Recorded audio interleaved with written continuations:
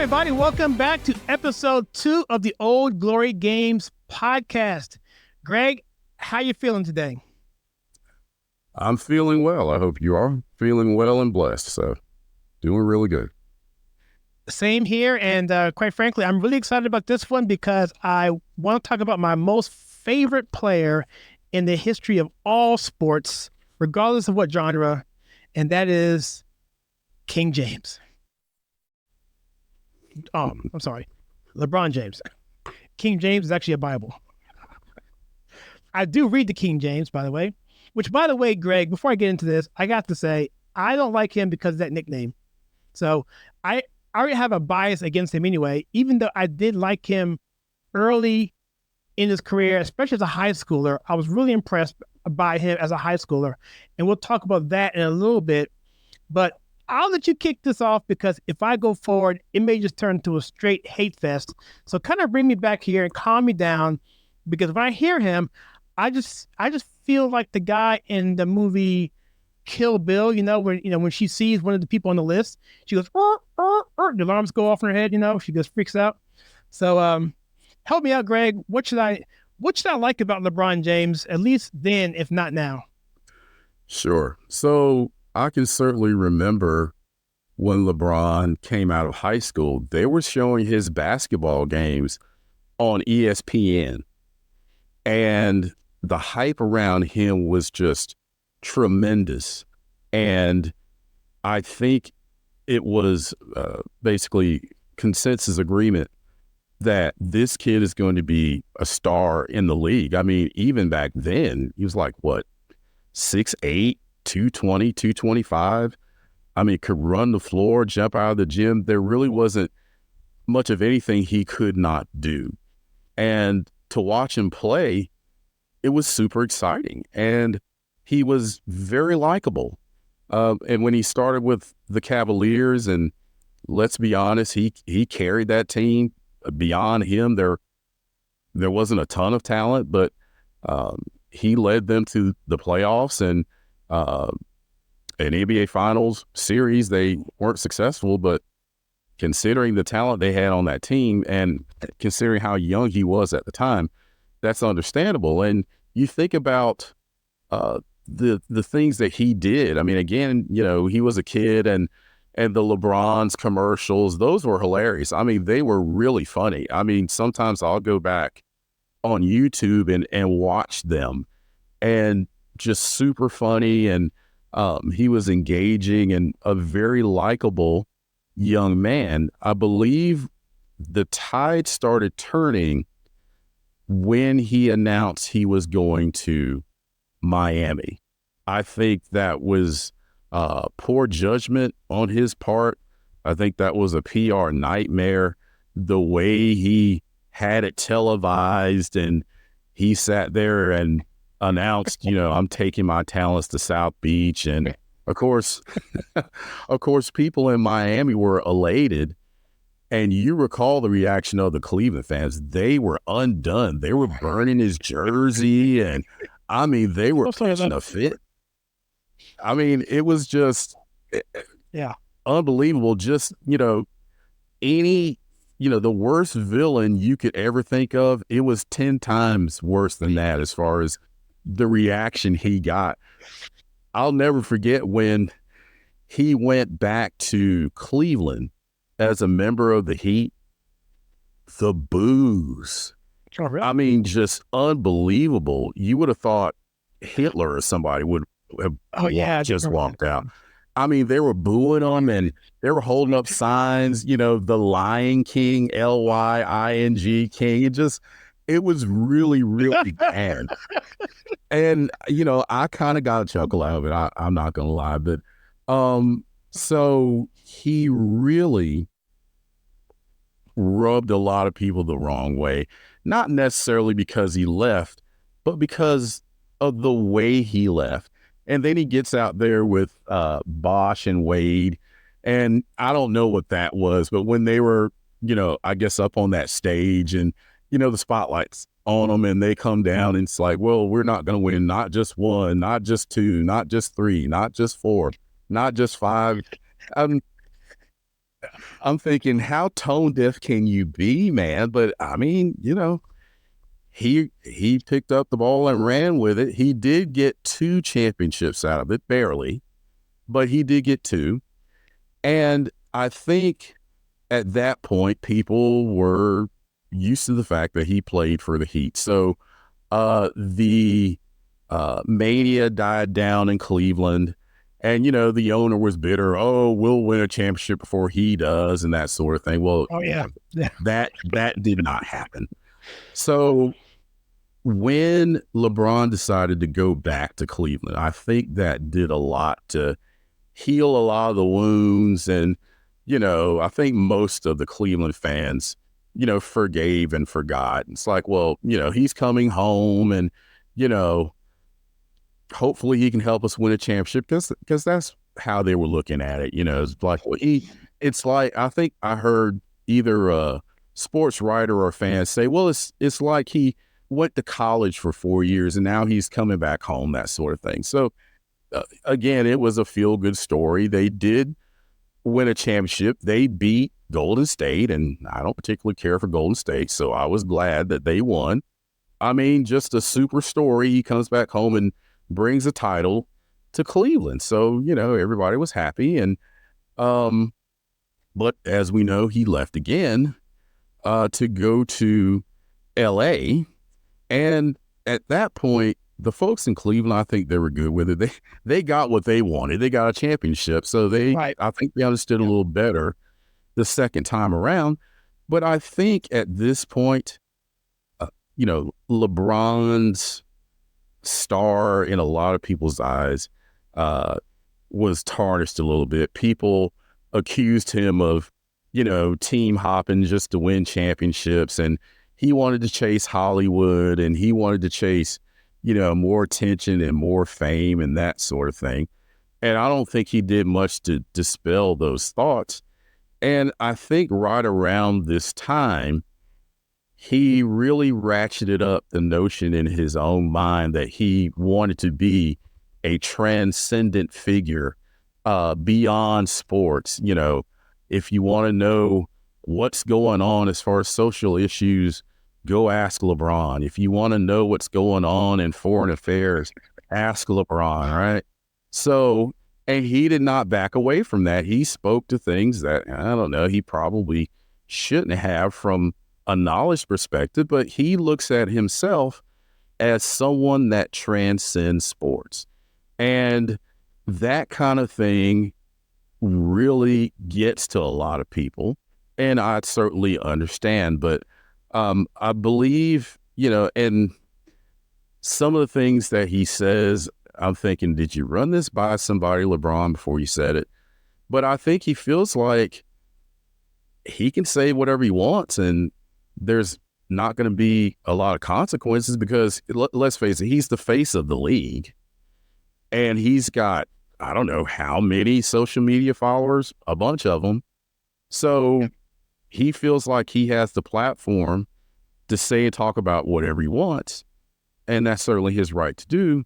But be aware and know that, there's going to be pushback and there's going to be consequences. I think the thing about LeBron, and he's certainly a polarizing figure for sure, I believe that if LeBron, and I know a lot of people don't like hearing the term shut up and dribble, that's not what I'm saying at all. What I am saying is if LeBron could have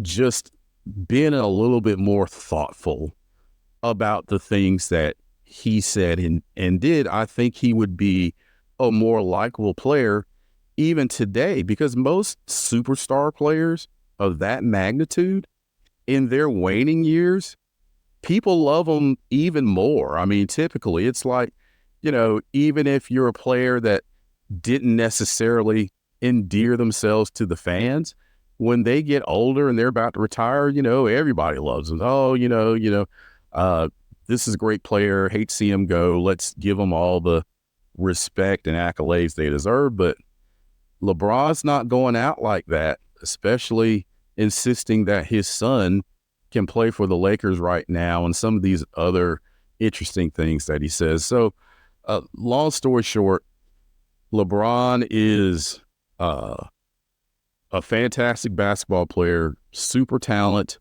I think people have him ranked higher amongst the all-time greats, probably have him ranked higher than I would, but I can't deny his talent. I can't deny the impact that he's had on the game. It's just that, you know, some of the things he says and some of the things he does, I'm not wild about, but I think in my mind, I can separate the two. I can say, okay, here's LeBron, you know, on the court, his numbers and all of these things. And here's LeBron over here where he's not quite as talented or renowned, you know, off the court with some of the things he's said and done over the years. So that's my take on it. But I understand your views on him completely, because he is the gift that keeps on giving. There's always something we can talk about LeBron, good or bad. Yeah, I just made a list here of 10 things I was going to talk about, but we're not going to have time to cover. So we're going to have to revisit some of this stuff. So I'm going to keep this on a positive note, which is going to be shocking to many people. If you want to see all the negative stuff about LeBron James, go look on the channel. Just go to the Conservative Take, go to YouTube and type in LeBron James or LeBron, and you'll see about 10 or 15 videos of all me bashing the mess out of him. However, I haven't spent much time at all. I mean, the positives about LeBron, and there are some positives. Number one, I think he is an outstanding family man. I think in terms of him being a father and a husband and a role model in that regard, I think he is fantastic. In fact, I saw the movie, as bad as it was. I did a movie review on it, and I trashed it. But I did in the review say what I'm about to say now, that this is Space Jam 2, by the way. But in that film, he was a family guy, and he was trying to do right by his son. He was trying to do for his family and fight for his family. And I thought that kind of got missed in a lot of that stuff. So even I had to admit, okay, and I talk all the time about positive role models, and I believe he is a positive role model, at least in that aspect of it, at least where it's most important, I believe. Well, I'm not sure where he is spiritually, but I'll put in terms of a most important in terms of a secular standpoint, you know. Number two, he doesn't get in trouble. You don't see him, you know, doing, you know, DWIs or getting in trouble at the club or whatever. None of that. So that, and sadly, it's kind of what Chris Rock says. You shouldn't get credit for what you're supposed to do. But sadly, I have to give him props only because of the culture we live in. And unfortunately, the NBA and the NFL, for that matter, does have a reputation of people getting into trouble. And you never hear LeBron James getting into trouble at all from a legal standpoint. And so also from an ability standpoint, I think he's a phenomenal passer. And that's what I was going to tell you before when we were in the green room prepping for this particular episode, that when I watched him on his high school, and I guess it was the McDonald's All-American games, like you said, they were showing his game. No, that wasn't that. You were right. They were showing his high school games on ESPN. And I remember watching him, and at the time, I was coaching Little League. I had a small stint as an assistant coach for AAU team basketball. So I know the game pretty well. And so when I was watching him, and by the way, I loved women's basketball for a long time for these very reasons: spacing, solid defense, boxing out, you know, stuff like that. And I thought he was fundamentally pretty well sound. And I thought that his unselfishness was uncanny for someone his age, and his ability to pass the ball at his size, his frame, to do what he does when he could just go through the lane and dunk on anybody. He chose not to. He distributed the ball, and his team was phenomenal because of that. So those are a lot of the positives in him. And I think also on the side, I think he's trying to do the right thing from the limited knowledge he has from a worldview standpoint. So you see him reading a book, but it's never past the first page, right? So he's reading, like, you know, the autobiography of Malcolm X. He's reading these other books, whatever. So I think he wants to, like you said, transcend sports, but I don't think he has the intellect or the worldview to bring it forth in a way that's really going to change anything meaningful. So that's all the good thing. I'll leave some of the negatives behind, but I think that does get him into trouble when it comes to saying something on Twitter, and we don't have to get into that discussion today. But so for instance, like I'll give you another example here. Another reason why I think he can get in trouble is because of the hypocrisy he has with his allegiances to China and shilling for that and ignoring. This is why I think he doesn't have credibility when it comes to being a transcending figure. And I'll bring this point up really quickly. I don't know if you saw this. It's a fleeting moment in this particular series on Netflix. The series is called Last Chance U, and it's the basketball version, and it's about it's junior college essentially, and these kids are getting a second chance to make the NBA or go to another level, maybe another type of league, but they got into some problems with grades or the law or something, and they were looking for a chance to, make it to the next level. And so this particular series on Netflix, there's a scene in there where the coach has all his players together, they're kicking it, whatever, they're talking about it, whatever. And then one kid says something to the effect of, "Oh yeah, well, I like LeBron James, whatever." And then another kid in this Netflix series, he says, "Oh yeah, he's a shill for China." I'm like, what? This is Netflix, and it's in there. And I'm like, so these kids who are 16, 17, 18, 19, they know it. And so to your point, Greg, I'll let you follow up on this.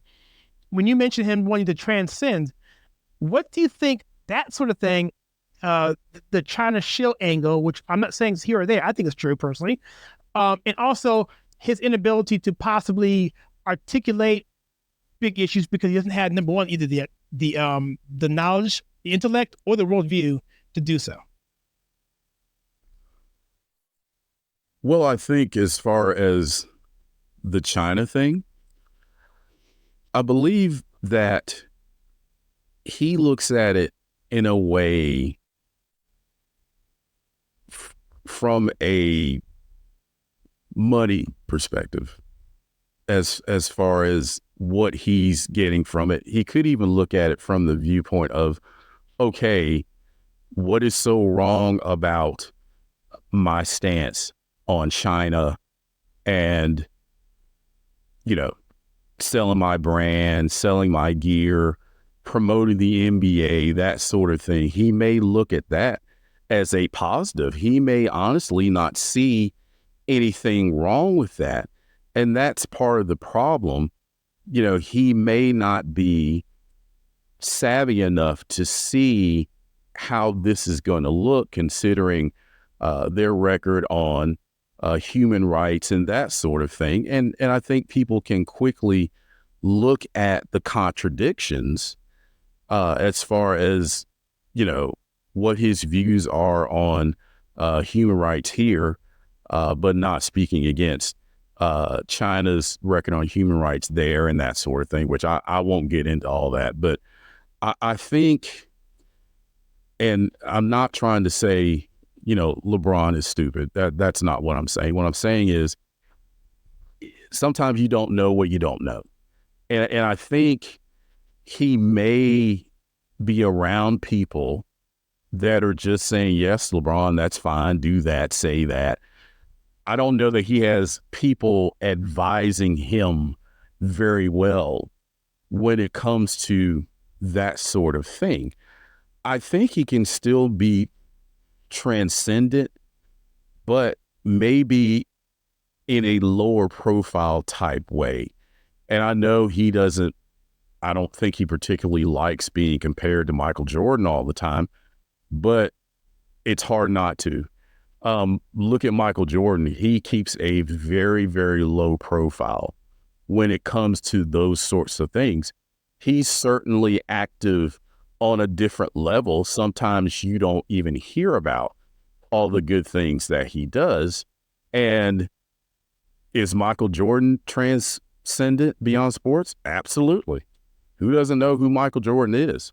So you can keep a lower profile and achieve some of those same things.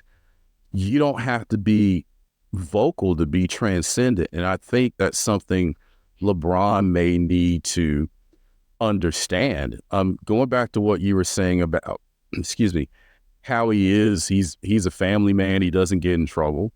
I mean, those are all commendable, especially, and I'm just like you. I don't bring up race from a perspective of using the race card or anything, but to me, this is just a reality that young Black kids, if you're looking for a role model, and I typically don't advocate athletes and entertainers being role models, their parents ought to be their role models.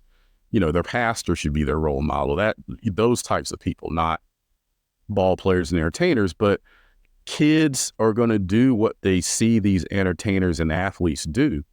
So if they must look to folks like this for inspiration and seeing how they act and wanting to be like them, LeBron is a very good candidate. He certainly is. I mean, I think he reached billionaire status. He has businesses. He seems to be very smart with his money.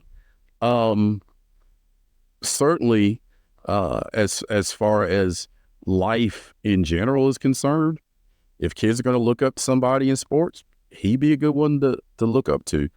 I do feel like, again, I think it goes back to maybe not having people around him that will be honest with him and just say, dude, don't go out there and say this, or dude, don't go out there and do this.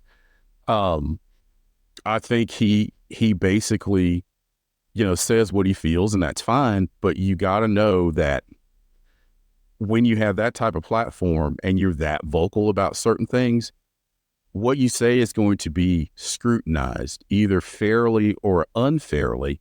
And he has to understand that. So this is just me. If I were LeBron, or if I were advising LeBron, I'd say, look, LeBron, you don't have anything else to prove as a basketball player.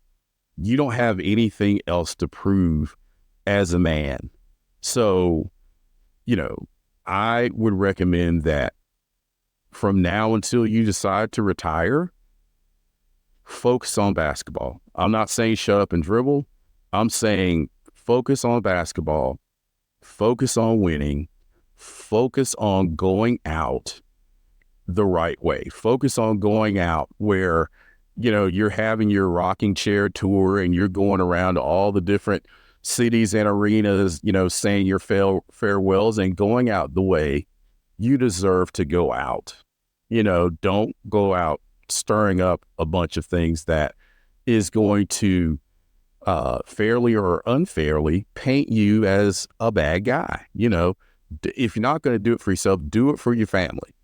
Do it for your kids. You don't want them to be unfairly targeted because of something you said. So that's what I would tell him. And then once you retire from basketball, then, go around and advocate for this or for that. But, right now, let's focus on basketball, is what I tell him. And, some people may think, well, you are telling him to shut up and dribble. Not exactly. I'm not saying that he should not have an opinion on things outside of basketball. And see, the other thing is, and I'm speaking to these things as I think of them, I blame the media about as much as I blame LeBron, because they ask him these questions. I'm like, why? Right. Why are you asking him about, what's going on in China and what's going on, with this rally and that rally and what's going on, and I may be exaggerating a little bit, but there was a time when anything of note happened from a worldview or a national news story, they'd ask LeBron, why? Why? So sometimes he's put in a bad position by the media because they ask him these things, and of course he feels obligated to give them an answer. Unfortunately, he doesn't say, well, let me, let me investigate this. Let me look at this. And before I speak, I want to be educated on what this matter is, even though he's probably, not qualified to speak to it. That's out of his arena. But again, he's a famous basketball player, and for whatever reason, they want to ask him these things. But you can always say no comment. I mean, they may get mad, but that's better than saying something that may have come out wrong, or saying something that you're not educated on and they come back and scrutinize you that way. So I'm not necessarily saying shut up and drool. What I am saying is pick your spots wisely as far as what you speak to outside of basketball. Focus on going out with a bang and going out with the accolades and the fanfare, quite frankly, he deserves. Yeah, and there's a perfect example here. And for the people who are on YouTube podcast can see this, I'm going to put it on the screen here. This is essentially back in 2019. This is exactly what you were talking about. In one of the most complicated world, outside of Palestine and Israel, I can't think of something more complicated. Maybe Northern Ireland and England. Those are bad in terms of complexity. But I think Hong Kong and China is one of the most complex things you can talk about. And this guy here, this reporter, they're asking LeBron James about one of the most complex world situations, historical situations, and things that are going on. And then they reprimand him almost for not speaking out, because Daryl Morey, who was the general manager, I think it was the Houston, made a statement about NBA going to China and about the Hong Kong protests. And by the way, this is right before COVID, right? And so at the time, and I don't want to get into a whole political thing here, but the Hong Kong situation is this country is sovereign up until a point. There was an agreement brokered by Margaret Thatcher back in the day. At some point in time, it would go back to China.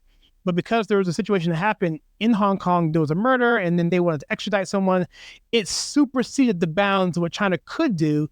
And it's just really super complicated. And you're asking LeBron James, of all people, so what do you think about this response that Daryl Morey, of the general manager of the Rockets, I think it was Rockets, said, and then get mad at him for his response, and he had to kind of walk that situation back. And you can read the article there for yourself, USA Today. But to your point, Greg, you're right on the money there.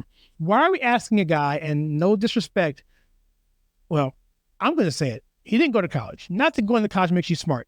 Because first of all, I'm not even about going to college even today, because I think trade skills are more valuable now. However, he didn't go to college. And so in college, you typically get other types of perspectives and worldviews. You're supposed to, at least. And so why are you asking someone who didn't have that kind of experience of higher education? He plays basketball at a high level of a very complex world historical situation narrative, which not many answers are there, and get a response from him, and then get angry at him or ask him, why didn't you respond the way we want you to respond? I thought that was unfair for him. So that is to your point too, Greg. Yeah, and I do recall the whole thing with Daryl Morey. He was the GM for Houston, and actually, he'll probably come up again when we talk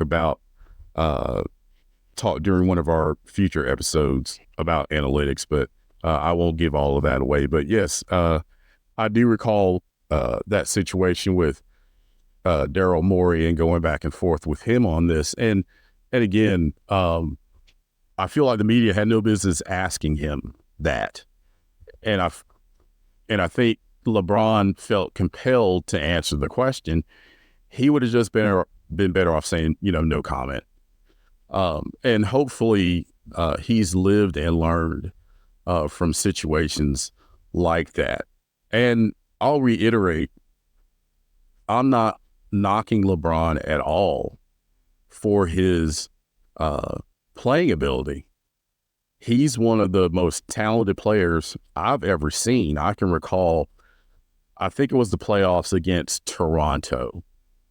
And I want to say he was playing for Miami at the time, if I'm not mistaken, either Miami or Cleveland.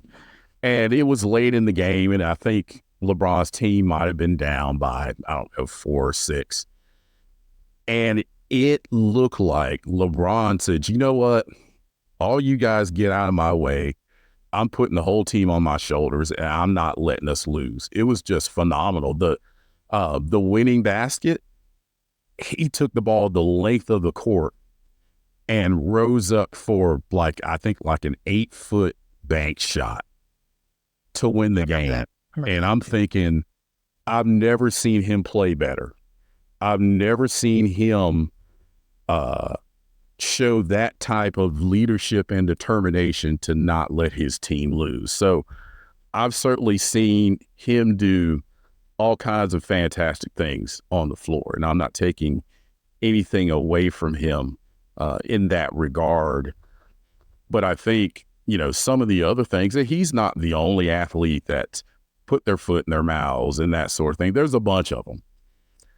But he is likely the most visible out of that bunch. So he gets the scrutiny, he gets the attention. So I know there's a lot of debate on where LeBron ranks as far as all-time players. Do you want to hear where I have him, or do we want to wait to talk about that?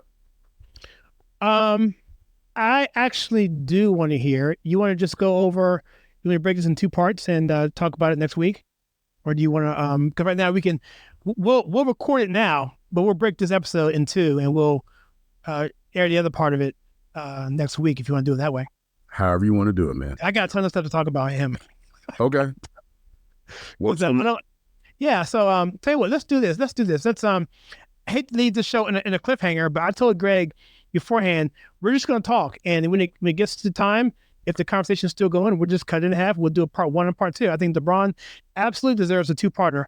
And so we'll do that. So we just recommend you come back next week when we do this. If you're watching this after the fact, it's already up. But if you're watching this week to week, then you have to wait a week for this. So with that, let me give you the final say, Greg, on this. Close it out. Anything you want to say outside of what you were going to say. And then I'll do the housekeeping of how they can find us and all that good stuff. Sure. So I think to wrap this up about LeBron, I know there are a lot of things that he's done that, quite frankly, upset me to the point where I just stopped watching the NBA altogether. You can probably guess at which moment where that happened in time. I won't get into that, but he's certainly done some things that I absolutely don't agree with and absolutely turned me off to NBA basketball in general. But I do want to give LeBron credit where credit is due. There are not a whole lot of guys that you can name in the history of the NBA that are better than him. He's the all-time leading scorer.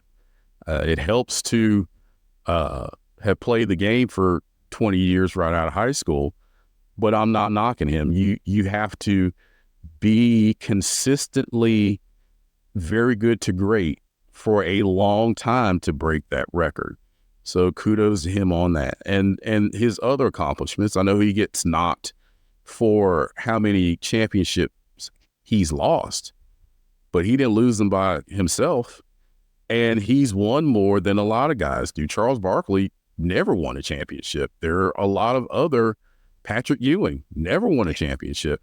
There are a lot of guys that are all-time NBA players that never won a title. So he's done well to win the ones that he has won. Almost West. Yeah. Almost. Yeah. So, super smart player. His basketball IQ, I think, is underrated. And the way he sees the floor, not too many guys have the same court vision that he does. So I think there are a lot of good things you can say about LeBron James.